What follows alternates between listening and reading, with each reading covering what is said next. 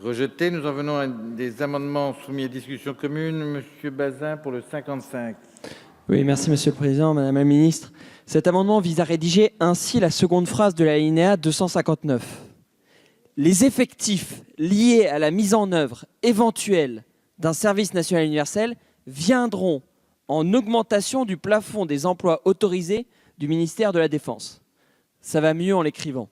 Ainsi, on traduirait votre engagement, Madame la Ministre, que la mise en place du service national universel, s'il est mis en place, ne doit pas avoir d'impact sur les emplois du ministère de la Défense tel que prévu dans cette LPM. Merci. Dans discussion commune également, Madame Dubois, la parole pour le 167. Oui, merci Monsieur le Président.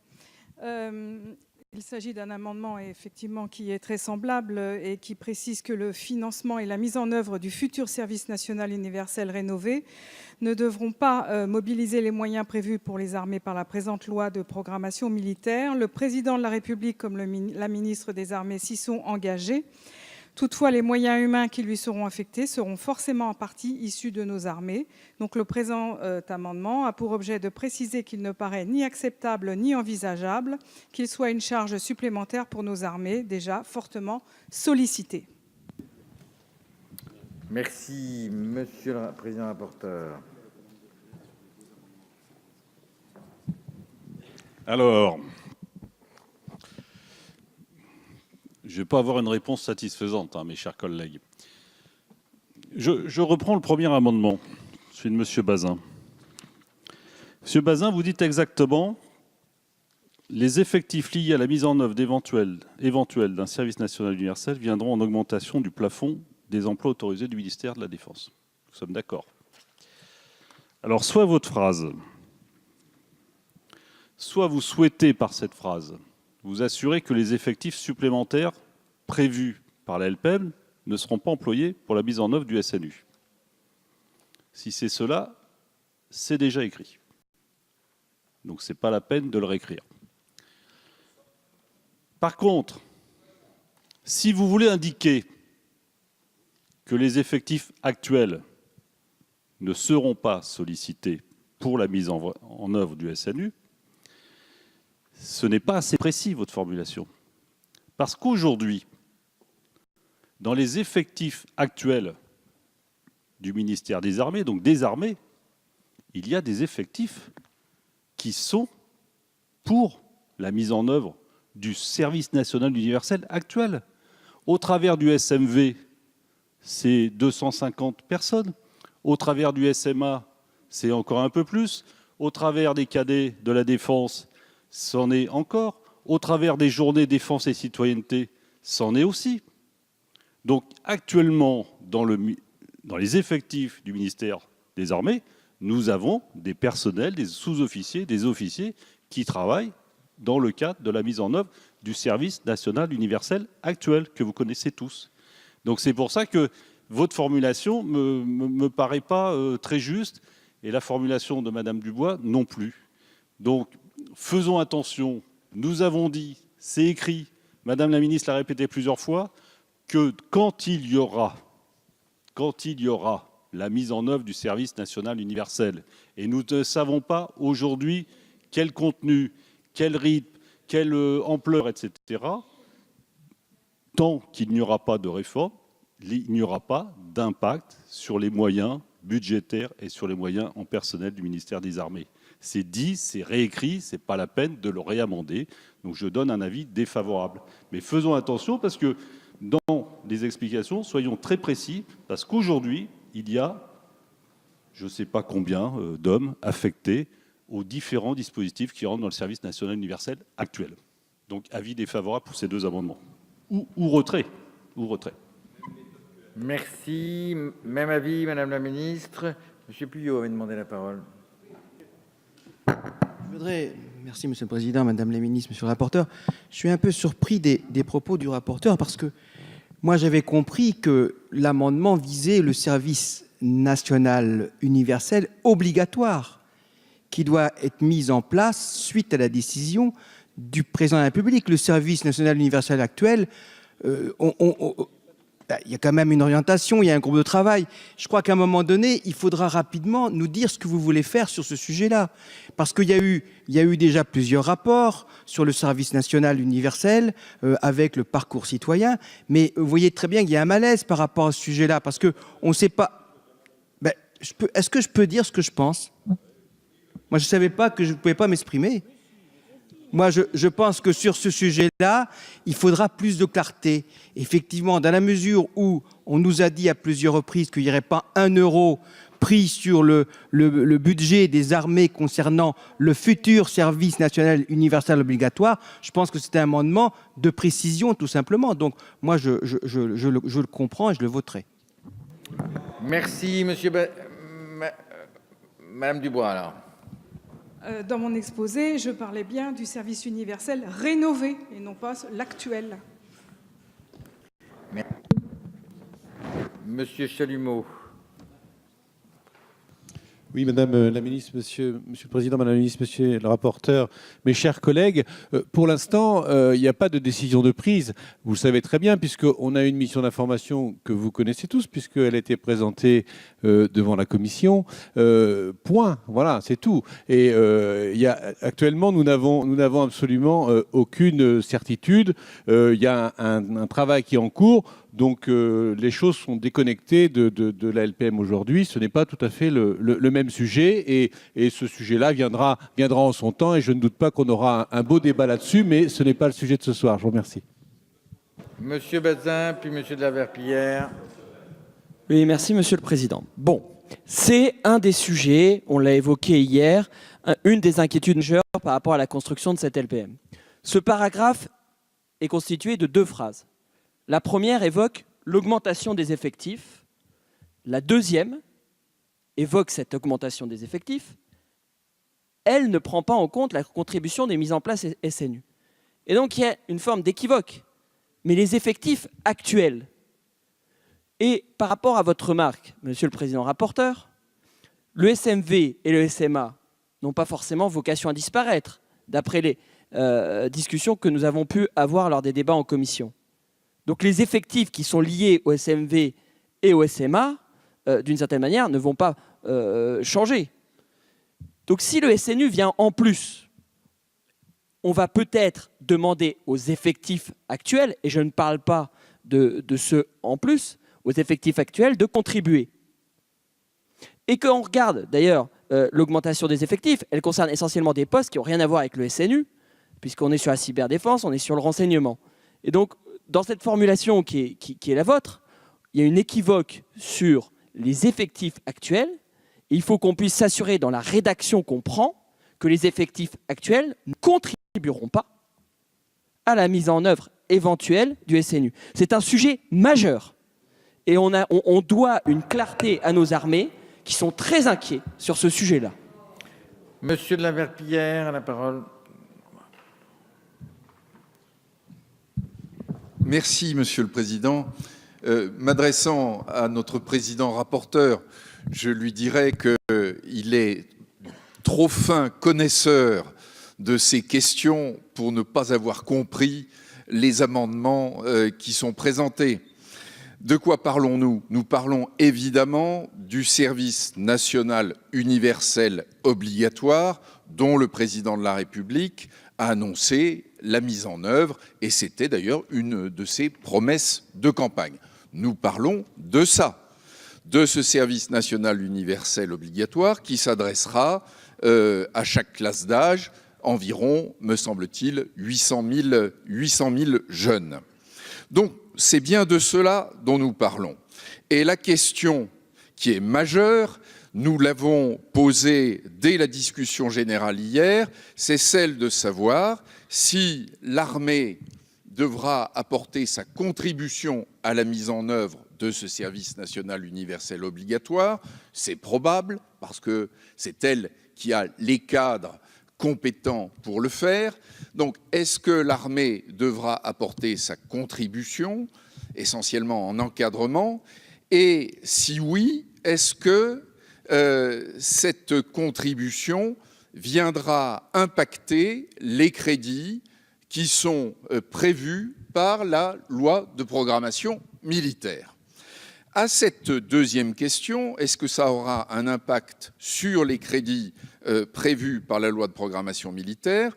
Aussi bien, me semble-t-il, le président de la République que Madame la ministre ont toujours dit non, ça n'impactera pas, ça ne viendra pas en déduction des crédits ou de la trajectoire budgétaire de la loi de programmation militaire.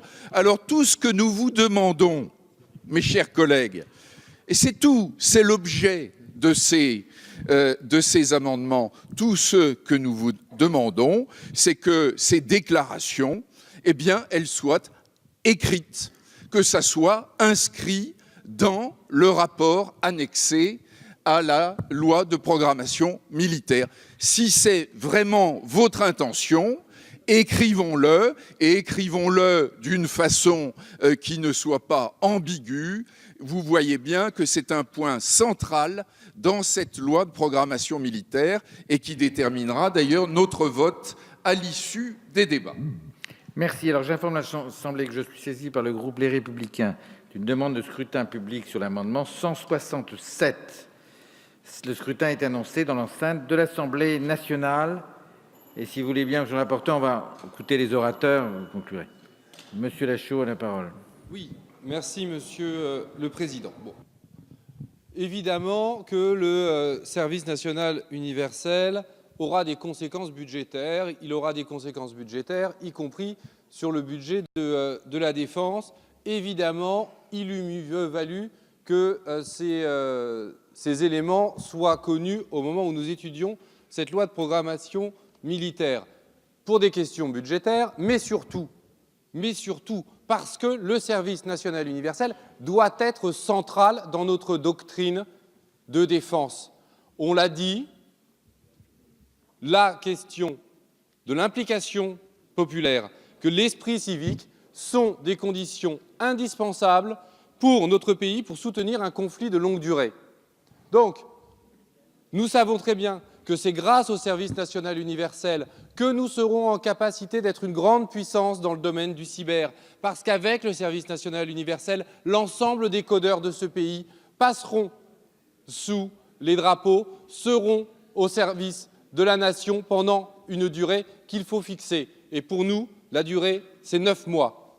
Donc, c'est l'ensemble de ces questions-là qu'il aurait fallu que nous puissions débattre dans cette LPM. Quel lien nous faisons entre notre doctrine de défense et le service national universel? C'est de ça dont nous sommes privés à cause des tergiversations de la majorité. Donc c'est un vrai problème sur l'ensemble de cette LPM, au-delà même des questions budgétaires. Alors, encore inscrit également, monsieur Becht.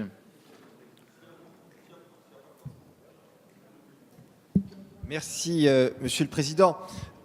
J'invite mes collègues à ne pas mélanger tous les sujets. Nous avons ici une loi de programmation militaire qui est une voie, et nous l'avons dit hier, qui est une loi de réparation et de préparation de l'avenir. Et nous avons d'un autre côté le service national universel qui va arriver. Le Parlement en sera saisi et nous ne connaissons pas aujourd'hui son format. La LPM telle qu'elle est rédigée aujourd'hui dit que les crédits qui sont consacrés aujourd'hui à cette loi de programmation militaire ne seront pas impactés par le service national. C'est écrit noir sur blanc dans la LPM. Il ne faudrait pas qu'avec des dispositions trop restrictives, nous arrivions demain, quel que soit le format du futur service national universel, à des dispositions qui empêcheraient des militaires actuellement en active de pouvoir renforcer ce lien armée-nation, de faire des présentations, d'accueillir le cas échéant des personnes dans les régiments dans le cadre du service national universel. Il faut simplement que le débat puisse avoir lieu le moment venu sur le format, mais moi, en tout cas, je ne suis pas favorable à ce que l'on grave aujourd'hui dans le marbre des dispositions qui soient trop restrictives. Merci. Alors, les orateurs sont exprimés. On va donner la parole à nos deux rapporteurs. Et je crois que là, après, on pourra voter. Monsieur Guillard a la parole. Et puis notre rapporteur. Oui, merci Monsieur le Président. Permettez-moi d'insister, mais simplement rappeler que ce débat fait l'objet de discussions au niveau de la Commission des finances et que les ressources budgétaires, elles sont programmées, je cite, à périmètre constant sur la mission de défense. Dès lors, la Commission des finances s'est prononcée pour un avis défavorable. Merci, Monsieur le Président rapporteur.